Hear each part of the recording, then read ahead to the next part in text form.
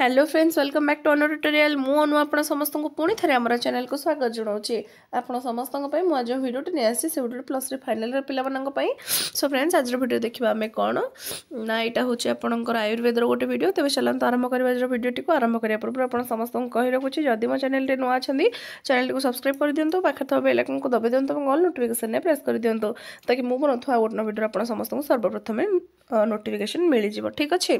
So friends देखो कौन रही भिडियोटे आज आम आयुर्वेदर गोटे एक्सप्लेनेशन देखा जोटा मैंने देखुले जे केमती रही तार डेस्क्राइब देखा जे सरलार्थ तार देखा उपक्रम देखा। तो प्रथम ये दे देती देखिपे आप उपक्रम तो कौन मोर टिके देह खराब अच्छी तो जेहेतु तंटी प्रोब्लेम अच्छे आपने जानीपे कि देह टे ठीक ना बट मु स्टिल आपण भिडियो प्रोवाइड करुच्चे देखूँ।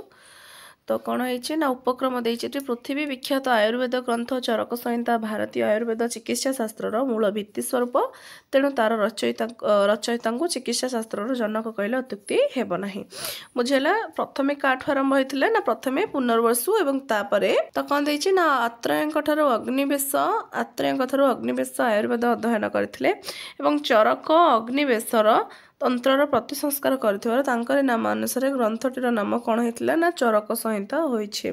उक्त चरक संहिता पूर्व भाग और उत्तर भाग दुई भाग विभक्त व द्विधा विभक्त। पूर्व भागर प्रथम भाग हूँ सूत्रस्थान जो कि 30 अध्याय रही है सूत्र अंतर्भुक्त दीर्घजीवित अध्याय उपरोक्त श्लोकटी आनीत।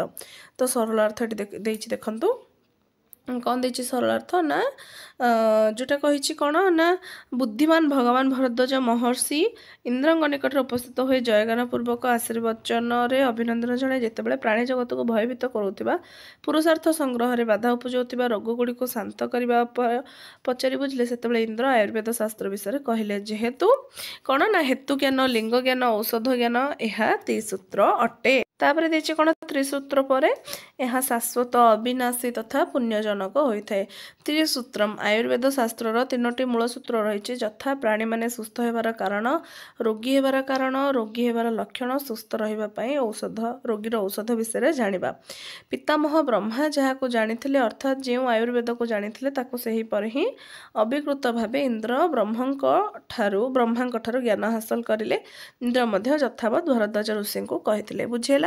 तो यहाँ था आज वीडियो समस्ते आशा करुच्ची जापारे जब वीडियो भल लगे लाइक कर दिंतु सांग सहित शेयर कर दिंतु चैनल को सब्सक्राइब करके मो सहित जोड़े करूँ गोटे वीडियो पुणी थे आप समस्त सहित देखा। Thanks for watching.